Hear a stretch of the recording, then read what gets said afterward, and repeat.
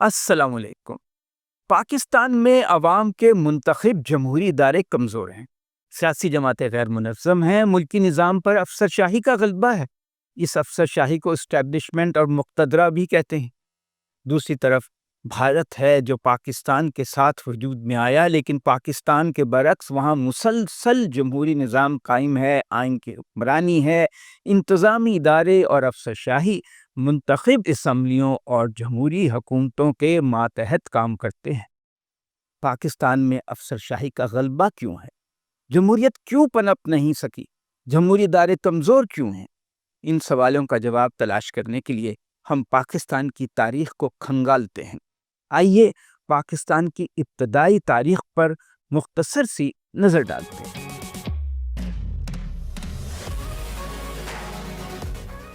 جیسا کہ ہم سب کو معلوم ہے کہ پاکستان 14 اگست 1947 کو وجود میں آیا اور اس نے انگریزوں سے آزادی حاصل کی۔ متحدہ ہندوستان پر برطانیہ کی حکمرانی تھی۔ انگریز ایک قانون کے تحت ہندوستان پر حکومت کر رہے تھے۔ ہندوستان کے لیے اس قانون کو برطانیہ کی پارلیمنٹ نے 1935 میں بنایا تھا۔ انگریز جس قانون اور انتظامی مشینری کے ساتھ حکومت کر رہے تھے وہ جمہوری نہیں تھا، بلکہ ہندوستان کے عوام کو محکوم رکھنے اور اس خطے کی دولت برطانیہ منتقل کرنے کے لیے بنایا گیا تھا۔ یہ نوآبادیات کا قانون تھا، برطانیہ کی ایک کالونی کے لیے بنایا گیا تھا۔ جو حکومتی نظام انگریز نے چھوڑا تھا وہ کسی طرح بھی جمہوری نہیں تھا۔ لیکن افسوس یہ ہے کہ گزشتہ 78 برسوں میں پاکستان کے اہل اقتدار نے بھی اس نظام کو جمہوری ڈھانچے میں ڈھالنے کی کوشش نہیں کی۔ پاکستان میں ایک طرف شہریوں کی غیر منظم اور انفرادی طاقت ہے اور دوسری طرف ریاست کی مشینری کی منظم طاقت، جیسے پولیس، حوالات، جیلیں اور انٹیلیجنس ادارے۔ وقتاً فوقتاً دونوں میں محاذ آرائی ہوتی رہتی ہے، عوام اور ریاستی اداروں میں، جیسے مشرقی پاکستان میں ہوئی، بلوچستان میں ہو رہی ہے، کچھ عرصے پہلے کراچی میں ہوئی، ضیاء الحق کے دور میں اندرون سندھ میں یہ محاذ آرائی ہوئی۔ اسی طرح گاہے بگاہے خیبر پختونخوا میں بھی سیاسی بحران جنم لیتے رہتے ہیں۔ تاریخ پر نظر ڈالیں تو پاکستان کا قیام برطانوی پارلیمنٹ کے قانون کے تحت وجود میں آیا تھا۔ جولائی 1947 میں برطانیہ کی پارلیمان نے ہندوستان کو 2 ملکوں میں تقسیم کرنے کا قانون پاس کیا تھا۔ اس قانون کے تحت ہندوستان میں رائج قوانین اور آئین پر سے لندن کی بالادستی اٹھا لی گئی تھی۔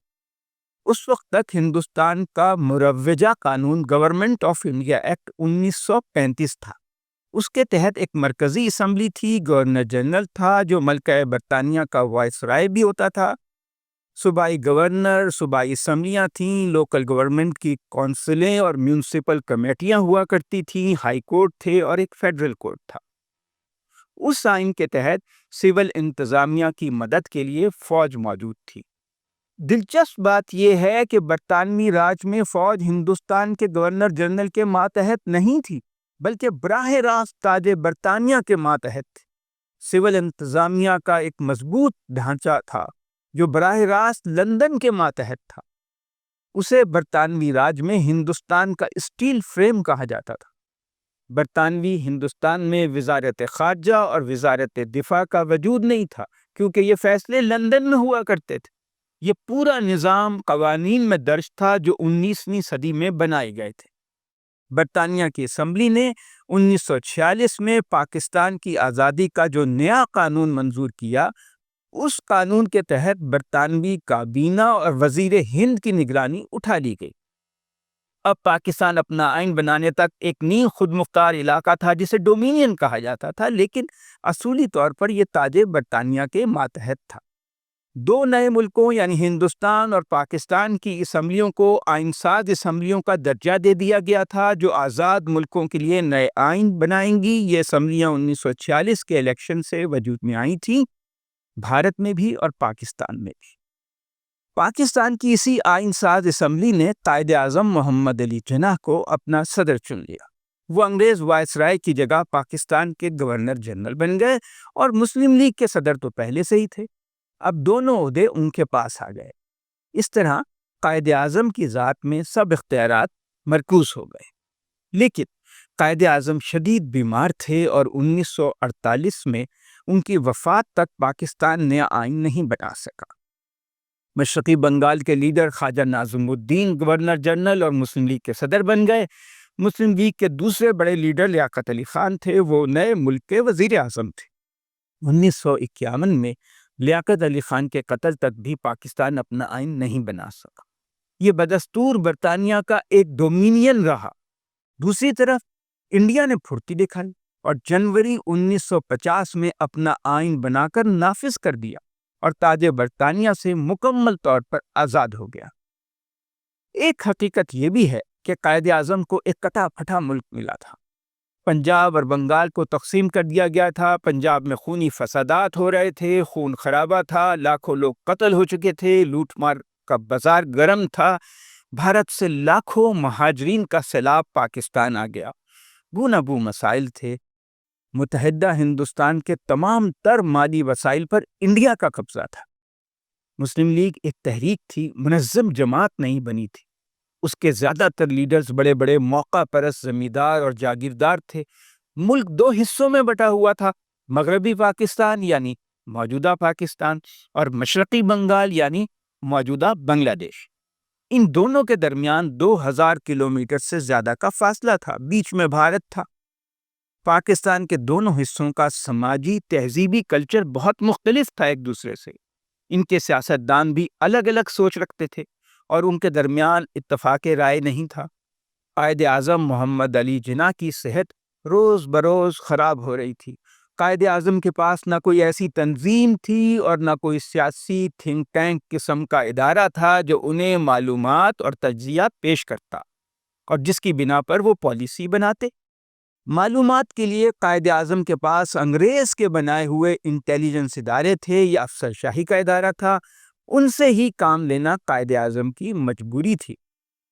یہی ادارے قائد اعظم اور ان کے بعد لیاقت علی خان اور خواجہ ناظم الدین کو معلومات فراہم کرتے تھے اور نئی پالیسی کی تجاویز پیش کرتے تھے۔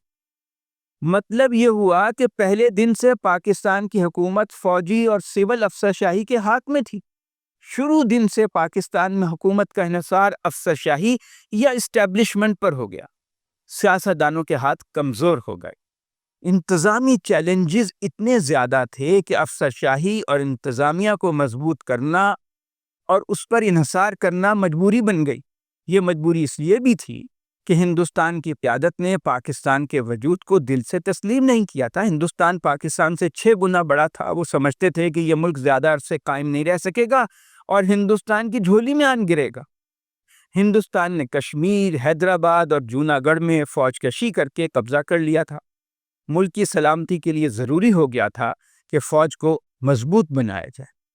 اس طرح پاکستان میں پہلے دن سے افسر شاہی یا اسٹیبلشمنٹ کا غلبہ ہو گیا۔ سیاستدان محض نام کے حکمران تھے۔ یوں بھی پاکستان جن علاقوں پر مشتمل تھا وہاں قبائلی اور جاگیردارانہ معاشرت تھی، متوسط طبقہ نہ ہونے کے برابر تھا۔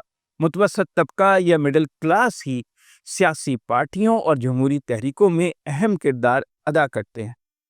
ان حالات میں مسلم لیگ اتنی کمزور سیاسی جماعت ثابت ہوئی کہ وہ افسر شاہی کے غلبے کا مقابلہ نہیں کر سکی، بلکہ اس کے مقامی لیڈرز انتظامیہ اور افسر شاہی کے ہاتھوں میں کھلونا بن گئے، اور یہ روایت آج تک چلی آ رہی ہے۔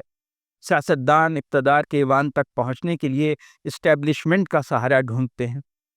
یہ ہے پاکستان کے ابتدائی برسوں کا بہت مختصر سا احوال، جو ہمیں یہ سمجھنے میں مدد دیتا ہے کہ پاکستان میں جمہوریت شروع دن سے کمزور کیوں رہی اور اسٹیبلشمنٹ کا غلبہ کیوں ہوا، اور پاکستان کے موجودہ بحران کی جڑیں کہاں ہیں اور کیا ہیں۔ شکریہ۔ آپ میرے ویلاگ کو سبسکرائب کریں اور بیل آئیکن کو پریس کریں تاکہ اگلے ویلاگ کا نوٹیفیکیشن آپ کو مل جائے۔